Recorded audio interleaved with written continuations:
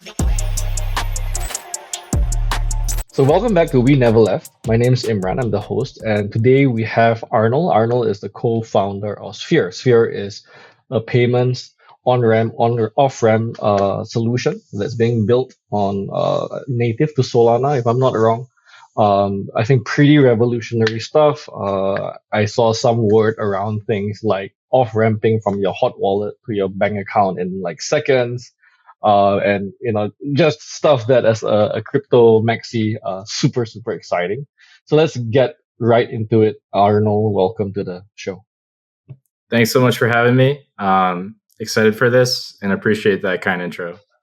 Yeah, I would love to go down the lore and the origin story of Arnold. What made you come into the space? What motivates you to build? Yeah, Arnold lore starts in America in the 90s, and grew up basically on the internet. We were kind of in the middle of the woods. I'm actually in the same place, different house, but same place of those woods now. And so, grew up, basically from age 3 on the internet. And, when Bitcoin came out in 2009, we found a variation, or I guess like a path towards it through online surveys. I don't know if it was actually like real Bitcoin or it's just like wrap Bitcoin. I don't know what the tech behind it was, but you could fill out these surveys. Uh, it's kind of like Mechanical Turk. How often do you drive your Nissan every week? How many Right. times you exercise? And you could get Bitcoin in exchange, or you could get PayPal. But we opted for Bitcoin because we couldn't make a PayPal account and we didn't have a bank account. Wait, how young were you then?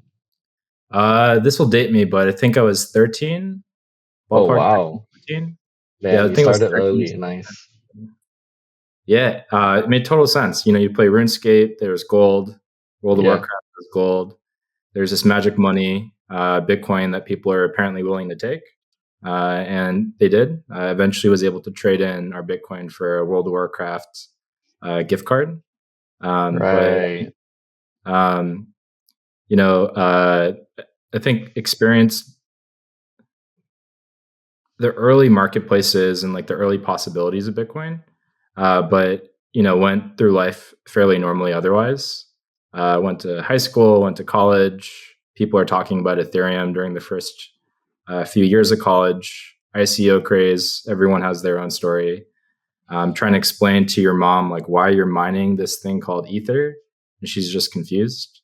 And the through line was stable coins, I guess. Although I'm not sure if they called it that at the time. That was Tether, eventually USDC. That one was super easy to explain. It's like, oh, it's like a digital dollar. Could have saved a lot of time as a I guess family if we had something like that when we first immigrated to the States. But otherwise, went to college, wanted to do math. All the PhDs were extremely depressed, so I ended up not doing it. Did IoT engineering instead. And my best friend from college, Luigi, who I met when he had a full head of hair. The startup life has since gotten pretty intense in that regard. But we've just cranked on random stuff throughout the years.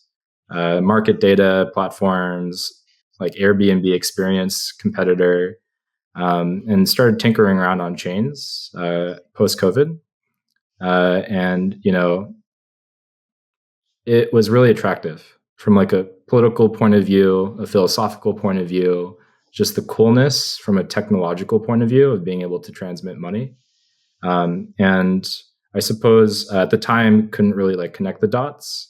But, as a company, we got our start about 2 years ago, after a week after FTX. And I think the thing that has really kept us in this space is having felt the challenges of not being able to move a stable form of money through our own lives, as well as seeing that within a lot of our customer base, which is well known maybe in the crypto ecosystem as front ends that crypto natives can use. But we've spent the last year and a half, most of the company's life, really digging into the weeds of I suppose, emerging markets, especially LATAM. Where can this technology help people Yeah. who otherwise don't really care about crypto at all? And a lot of empathy there that has kept us in the space, despite the craziness of Twitter. So I want to dig into that problem a bit, right? Because I think what you described is essentially the challenge that you guys are working on, right? So like, tell me a bit more about why this problem exists. Exactly what's the impact of this problem? What is Fear really trying to address here, in terms of stable coins, in terms of payments, in terms of emerging world? Yeah, it's a great question, and I guess like the world played out a certain way. Um, in the 20th century, the world played out a certain way, and over the last few hundred years, when you go like before that, it gets a little hairier, fuzzier. But Spanish dollar used to be world's reserve currency. British pound used to be world's reserve currency. There's a high correlation between what is the fiat that people trust the most, and I'll call it like military conquest, trade relations. And you think about like an Argentina a century ago is one of the richest countries in the world, has a ton of natural resources, thriving economy, and then the world plays out in the 20th century. Maybe some bad policies, maybe the wrong group of people take control. Who's to say? I'm not a philosopher, but you know it becomes harder as the world globalizes for the first time, truly, for people to get access to funds or specifically currency accounts. What does that mean? And I've never really explained this on a podcast, so maybe this is interesting. Hopefully, it's interesting. If not, the audience can like Love it. skip ahead. Um, you go to your bank. Maybe you live in a country where they issue currency X. Um, But most of the time, you might want currency Y and it's just available in your bank account. Maybe you're using a multi currency wallet. Maybe use Wise. If you're a business, maybe use AirWallex. Maybe use PayPal and it just has multiple currencies on the front end. Yep.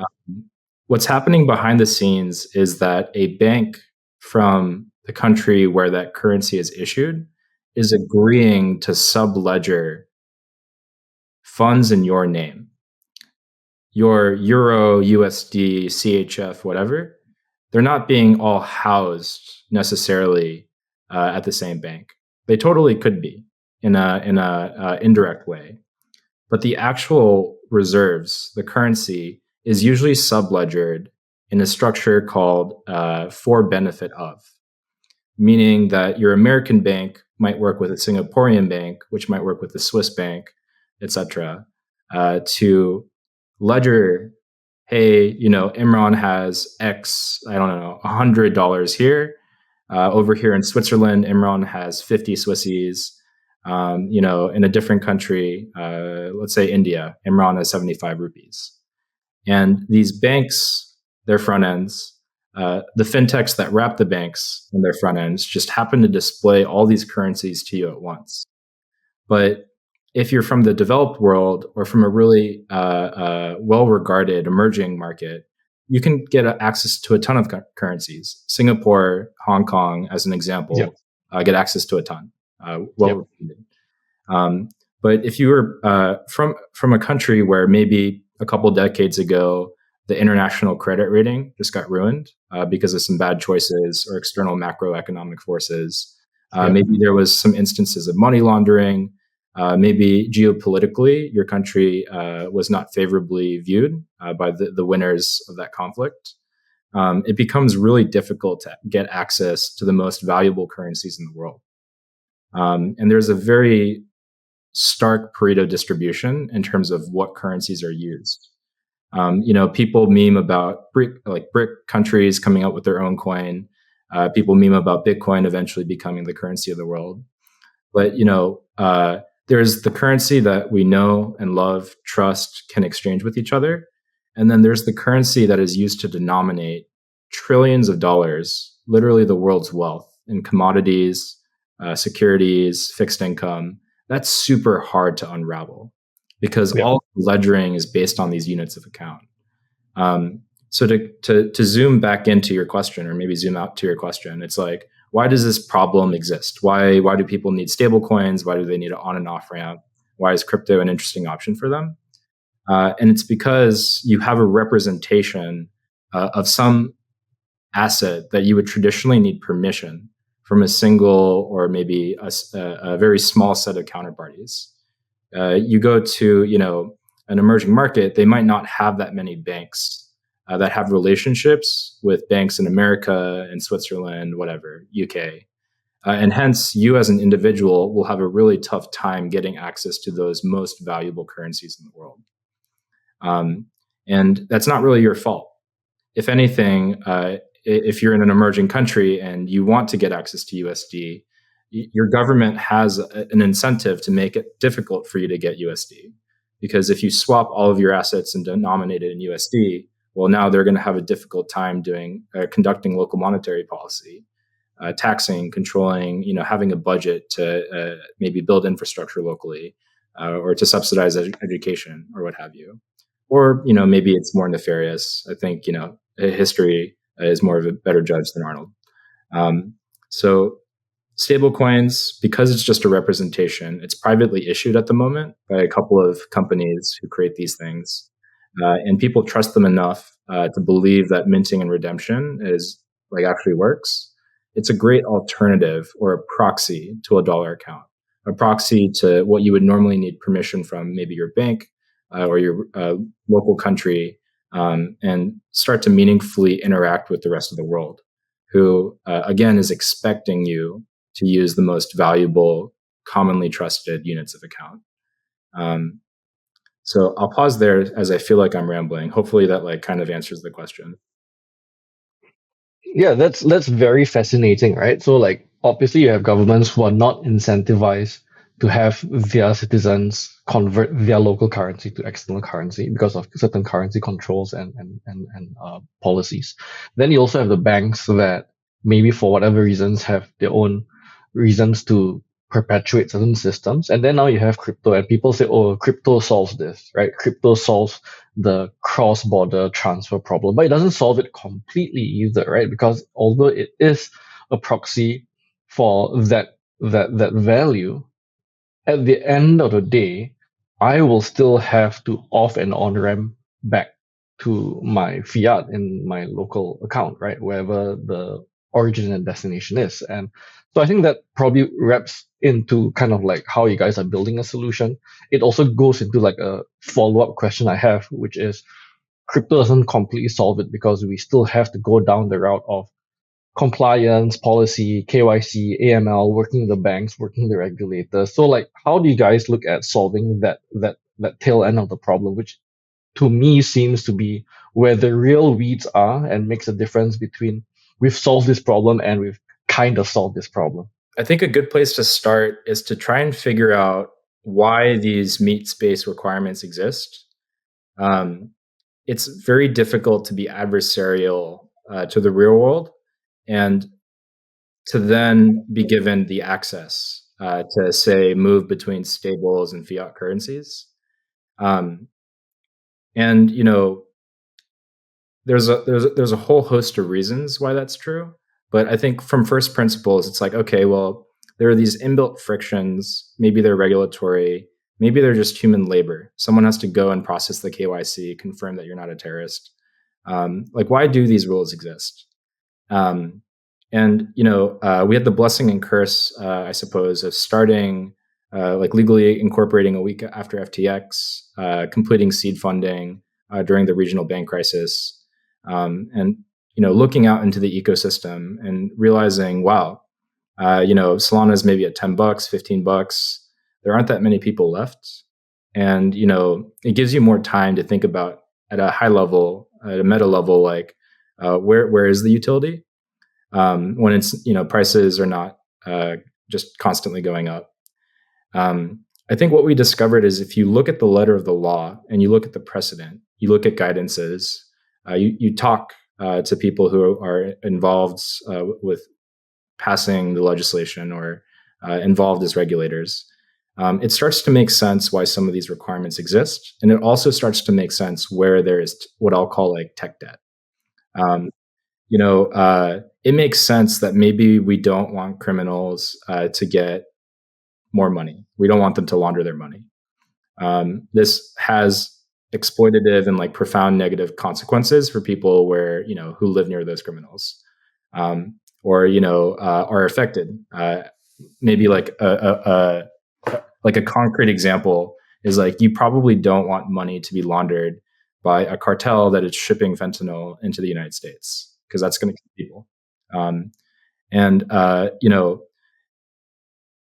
when you see the reasoning behind compliance, behind regulation, and it starts to make sense that risk is a spectrum. Risk is not a binary, because a lot of events that a bank would care about, or a local licensed entity who's making that market between a stable coin and a fiat currency, um, it starts to make sense where people might have higher risk tolerances and what are just like must not haves.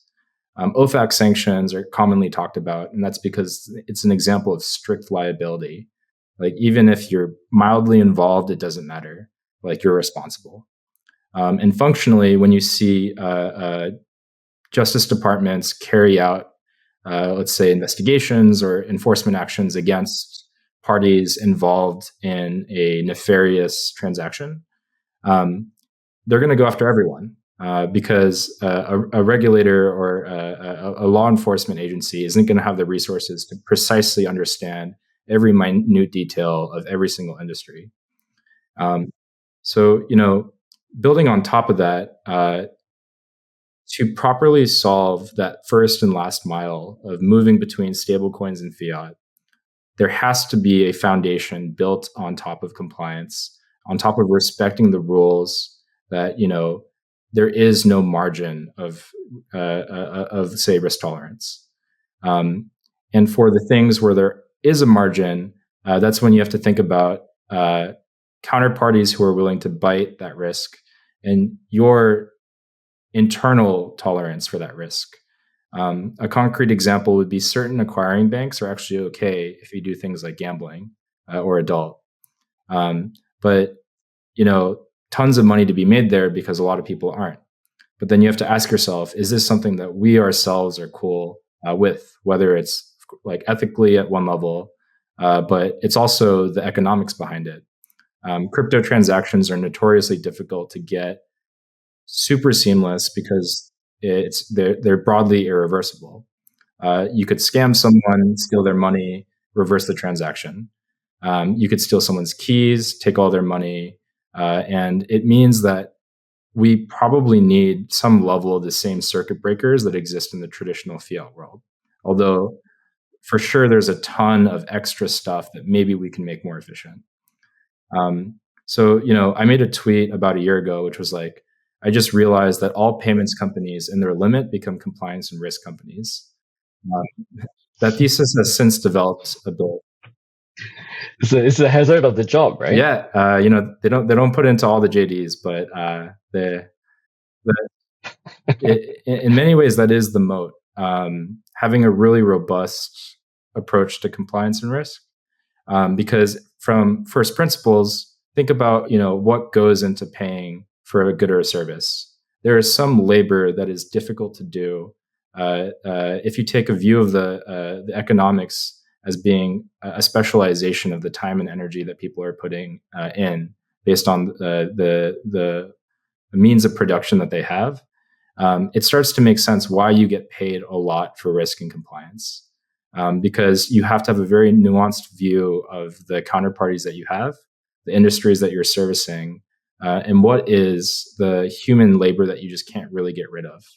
And in emerging markets, especially where you might not be given an identity, like a passport when you're born, or there might not be a notion of a credit score because internet adoption passed 50% in the last 1 or 2 decades.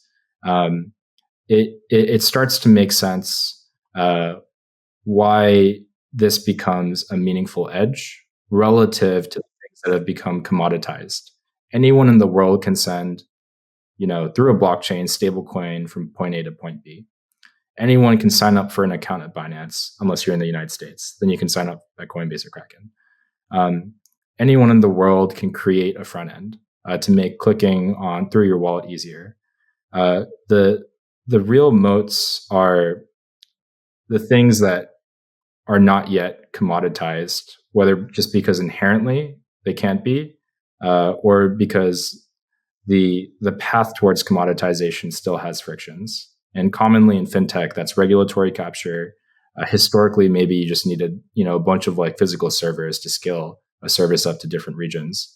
Maybe it's because the region itself hasn't gotten to that inflection point where you can go and meaningfully scale a software solution.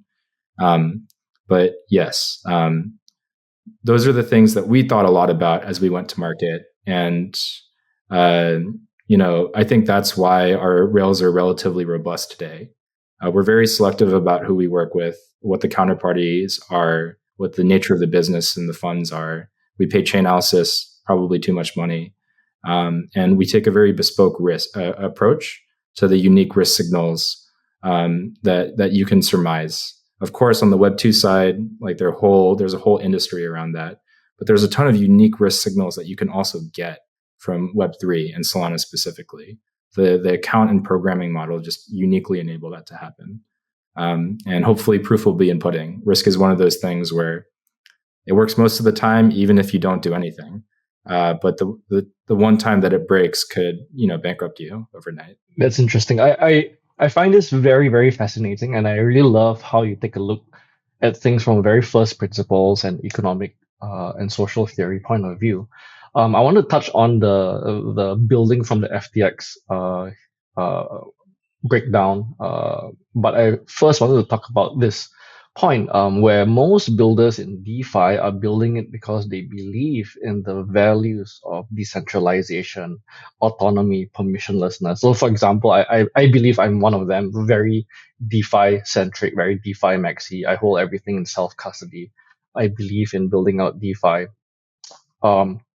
And I think your stance seems to be a lot more nuanced. And I think just to kind of take one perspective, I saw a quote that you posted, which is, "If men were angels, no government would be necessary." Right? And so it seems that your stance, like you said earlier, is there needs to be this build of this new financial rails and system, but still interfacing with the real world. So somewhere straddling both. I just want to kind of like hear your take on this, and do you take this stance because you're running a payments company, or is it because you have this stance and this value so that you chose to run a payments company? It's a great question. I think bottom line, my goal is to increase the total amount of utility, prosperity, whatever you want to call it, in the world, and what increases the expected value outcome for as many humans as possible. And that gets complicated. Which ones do you service? Which ones do you not? What's the delta in the products that you bring to market? But I think even though it gets complicated, it's interesting to consider two things here. The first is the origination of this movement, Bitcoin, probably, and the desire to remove intermediaries, to reduce the total amount of trust involved, as a reaction, at least apparently, to the 2008 financial crisis, where counterparty risk and trust really led to a lot of people getting hurt. So if you abstract that away as 100% centralization was really bad, it feels like the jerk reaction was to go to 100% decentralization. I don't think that was actually Satoshi's intent, but I'm also not him, and I'm also not a Bitcoin maxi expert. But it really feels like the spiritual, the cultural takeaway was centralization in any capacity is bad. And then you wonder, like, okay, why is it bad? And maybe it's you have a very strong preference for freedom. Maybe you have a very strong distrust of anyone, just like broadly, like the temptation of taking control, of taking power. Maybe just technologically, it's very interesting. Like there are all these reasons why that underpin that belief that we should maximize decentralization. I suppose Yep. my take on it is the reason why we went from 100% centralization to presumably 0% centralization is because the thesis was that 0% centralization is a net good for the world. It is much better for the world. My position would be, if you picture this as a graph, where on the x-axis you have 0% centralization, and then it goes all the way up to 100%. I am very skeptical that the best outcome, the highest like the global optima, the highest point on this graph is at one of the ends. I highly suspect that the global optima is somewhere in the middle. And math background, right? This graph is probably multidimensional because there's centralization, there's convenience, there's likelihood of adoption. There are, many different axes on which you can evaluate this choice of centralization versus decentralization. I just suspect that the great temptation for humans is to think in terms of binaries. It's a very convenient way for us to think. X is bad, so the opposite of X must be good. So I suspect that's not, and the journey of the last few years and arguably of my life has been that's very rarely the case. I've yet to see a rigorous justification for why the global optima is 0% centralization or equivalently 100% centralization. And the recent events, right? At the time of recording, Pump.Fun is like under heat because they're like horrific live streams, and like people are like, "Bro, please don't kill our industry." All sorts of care. Yes. But that is what you get when you truly believe in decentralization and permissionlessness. If you are a maximalist, that is, you are implicitly biting that cost. And there's a beautiful trade-off. There's a beautiful upside towards a perfectly permissionless world, but you also get the horrific stuff.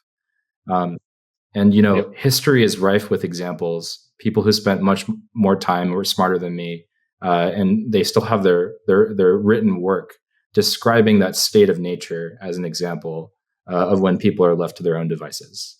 And my suspicion is that CT has a tendency to like come up with an idea that is plausible, but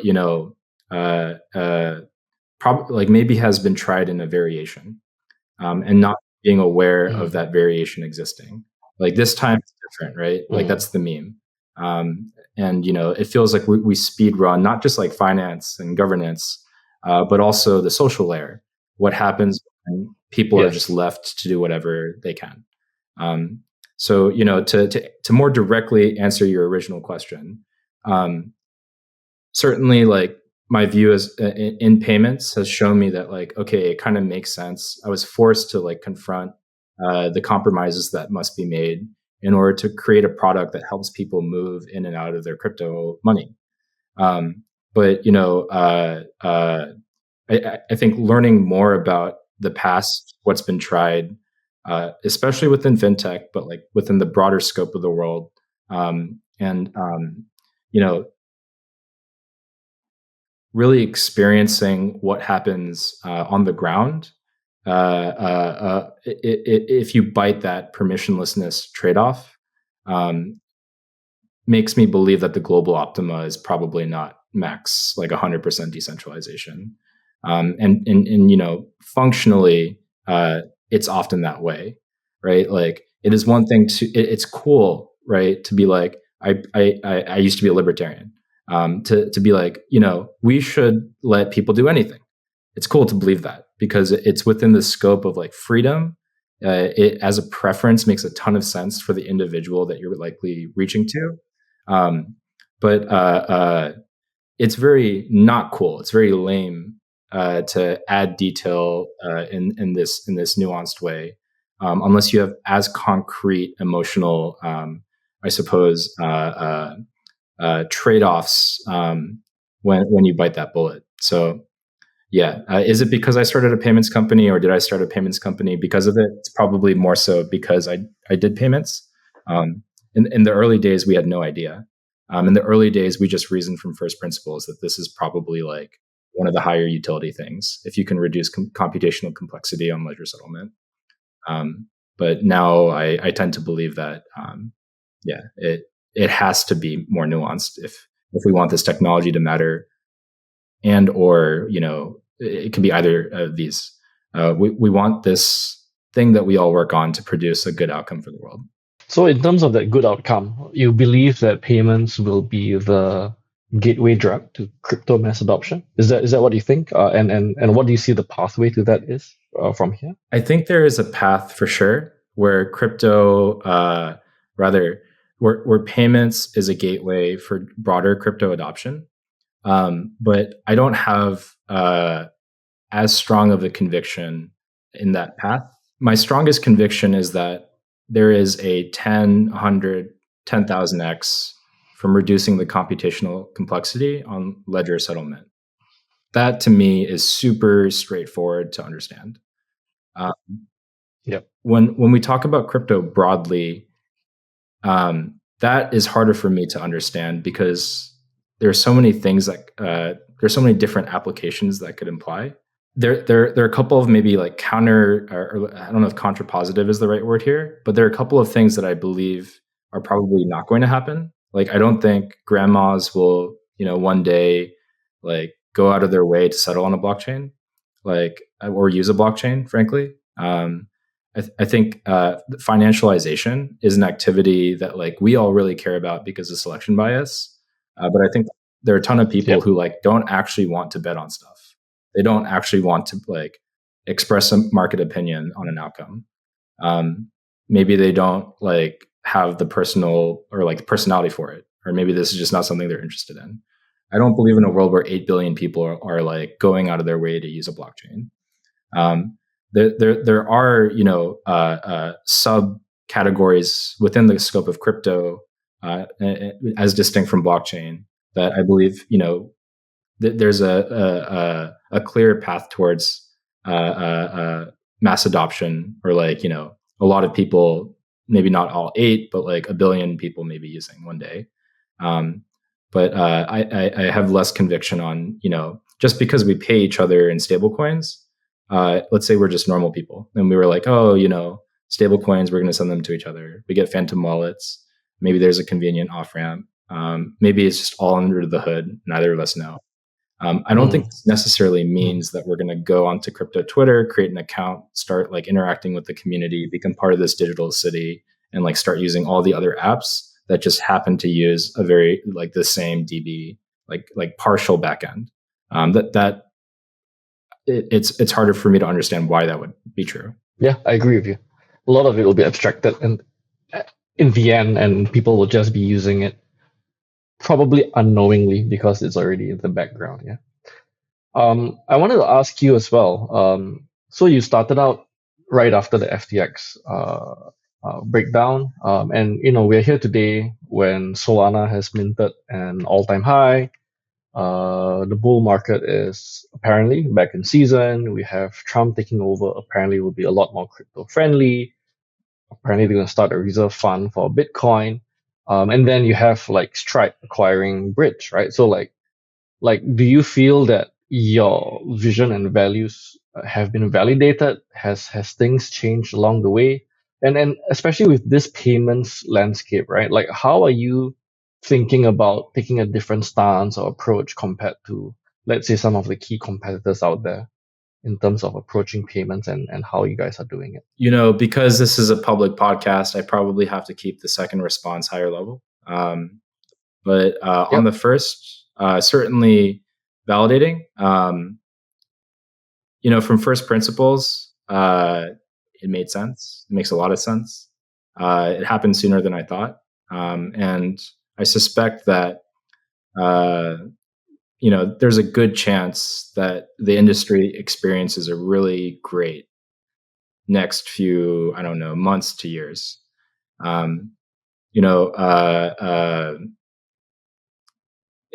It appears that the Trump administration is taking a very U.S. like pro crypto approach, which even when crypto was more in a gray area, the US just has so much of the market share in terms of like net inflows and outflows. So I feel like that will, Yeah.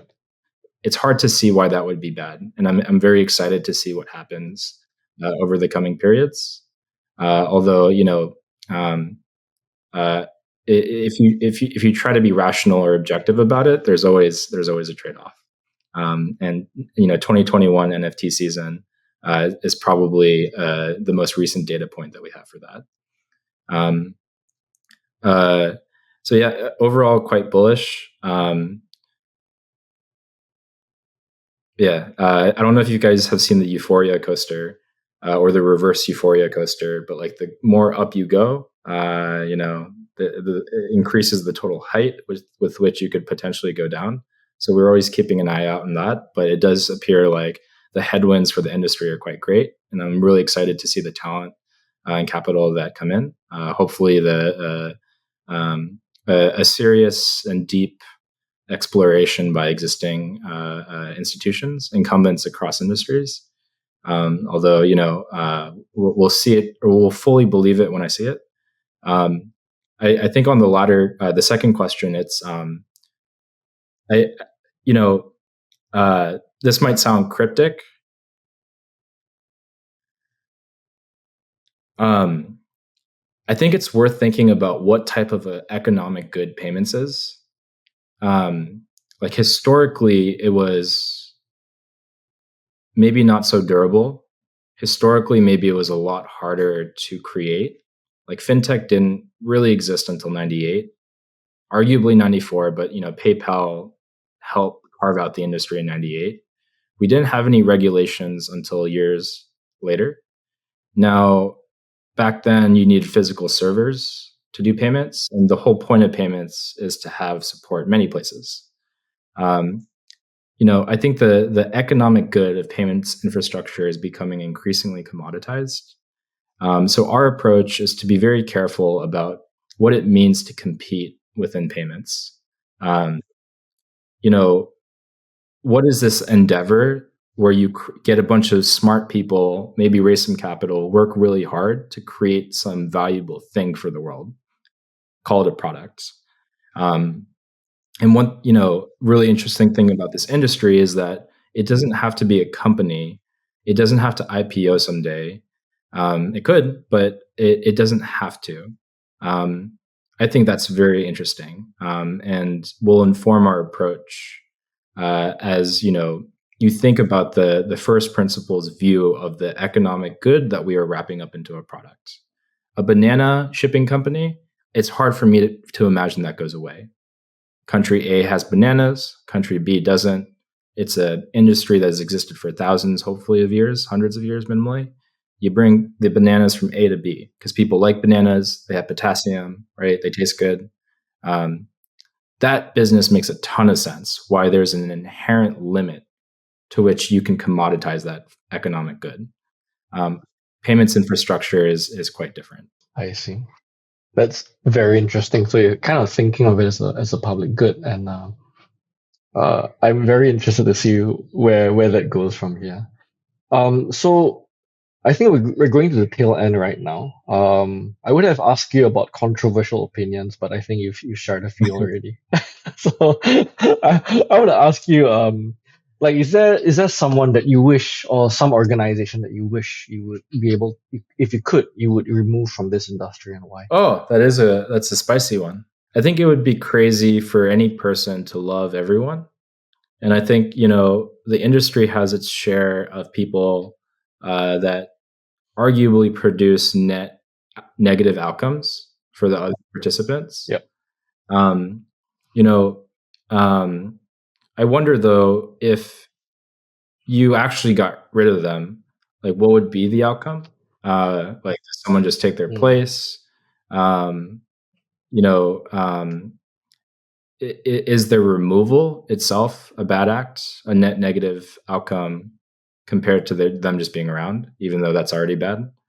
Um, you know, Always asking the right questions, Arnold. Very, very, very yeah, nice. I'd say, you know, in full transparency, a ton of, you know, ideas come to mind, but I also feel like it's minus EV to create enemies. But yeah, I think there is a lot of activity that we're waiting for the social layer to enforce. But I think part of the fundamental difficulty is like, what is the industry? Is it Twitter? Does that mean we all just block them? Do we all just hate them? Like, do we send them to jail? Like, um, yeah, there's a ton of behavior I think personally is net negative for, you know, the groups of builders that are trying to create good stuff, not necessarily just to make a ton of money. Um, but you know, yeah, I'll leave it there. It's not like nothing comes to mind. I also just don't know if it is a good idea because it's not clear cut. Um, Yeah. Humans are gray, not white black. So like, I mean, what comes to mind for me for sure is like, you mentioned that you started at 13 doing surveys and earning Bitcoin, and people today, like kids at 13 today, are starting by live streaming their rugs and and and doing all sorts of stuff, right? And I think it's a really good question to ask, like where is that limit and what should be done. I don't have an answer either, but I think some of these things definitely come to mind with regards to that social layer. yeah, yeah, dude, I completely agree. Um, I completely agree. And I don't know if I included this in that tweet, but I think CT is now going to speed run why we have certain laws. Um, you know, yeah, it to me it's proof that like, unless you have no heart. Maybe that's a controversial statement to say, but unless you have no heart, it would be very crazy for you to like want a truly permissionless environment. Okay, I have one question, and this is just me being selfish as a user. You talked about, or rather, Sphere posted about that fiat speed, the ramp speed run, where I can withdraw from my Phantom wallet, go into my bank account in seconds. Can you tell me about that? Where is it available? Is it available now to users? And what to expect next? Yeah, it's been historically available to our B2B users. We're about to release this for users on spherepay.co/ramp. So any individual Awesome. can spin up a wallet, have it associated with their bank, and then just send money to that wallet, and it'll go to your bank. Hopefully, you know, if you submit it before 3 p.m. East, it'll be same day. And this will be in the US. How about the Yeah, rest of the world? it'll also support euros, and we're going to add currency support for. We're pretty active in LATAM, of course, but APAC. Yeah, it's all coming. Yeah, we You have the whole world to sorry. conquer. Yeah, very nice. Yeah.